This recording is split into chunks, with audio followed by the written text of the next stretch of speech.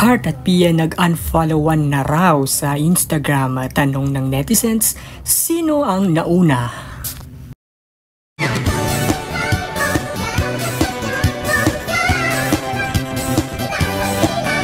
Mag-subscribe ka na! Hello pageant lover, welcome to my YouTube channel. Heart at Pia nag-unfollowan na raw sa IG. Tanong ng netizens, sinong nauna? Usap-usapan ng mga netizens ang ulat ng isang entertainment site kung saan ay naispatang tila hindi na raw magka-follow sa isa't isa sina Heart Evangelista at Pia Wurtzbach sa kanilang Instagram account. Kung bibisitahin daw ang Instagram accounts ng dalawa ay mapapansing naka-unfollow na ang isa't isa.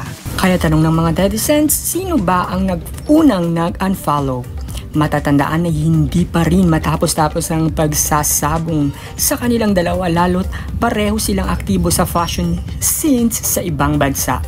Subalit nag-ugat ang girian sa pagitan ng dalawa nang mapabalitaang kinuha ni Pia ang nakaalitang dating glam team ni Heart.